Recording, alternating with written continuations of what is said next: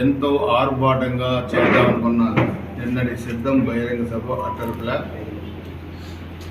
So ప్రజల్లో ఉన్న వ్యతిరేకత ఈరోజు మనకు అర్థమైపోయింది.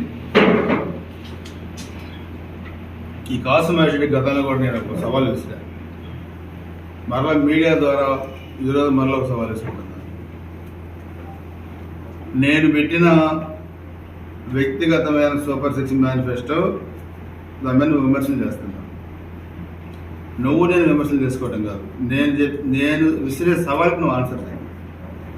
రాజకీయాల్లో వచ్చే ఎన్నికల్లో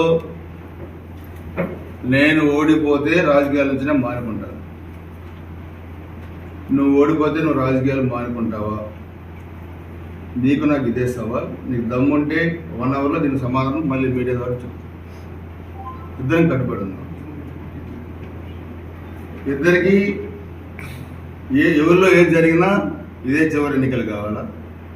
నీకు దమ్ము, నాకు దమ్ము ఉందన్నావు కదా, 1 అవర్లో రిప్లై మీడియాకి రిలీజ్ చేయి. నీ దమ్ము ఏంటి ఎప్పుడు తెలుస్తుంది.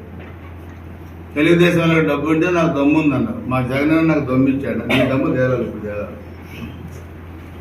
1 అవర్ నీ టైం ఇస్తున్నా. ఇప్పుడు దాదాపు 12:50 2 చెప్పు.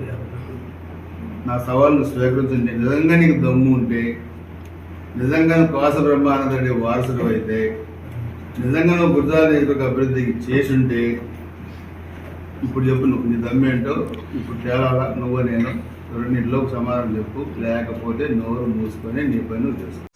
తిరుపతి శ్రీనివాసరావు, నీకు సమాధానం దానికి గంట ఎందుకయ్యా బొచ్చు? నా దమ్మేందో మొన్న ఎలక్షన్స్లో చూపెట్టా, రేపు చూపెడతా. రేపు మళ్ళీ నిన్ను ఓడించి శాశ్వతంగా రాజకీయాల నుంచి రిటైర్ చేసి గుంటూరు పంపిస్తా. నేను రాజకీయాల్లో ఖచ్చితంగా మళ్ళీ ఎమ్మెల్యేగా కంటిన్యూ అవుతాను. నీ సవాలుకి గ్యారంటీగా స్వీకరిస్తున్నా. ఓడిపోతే ఖచ్చితంగా రాజకీయాలు వదులుకుంటా. నువ్వు చెప్పేది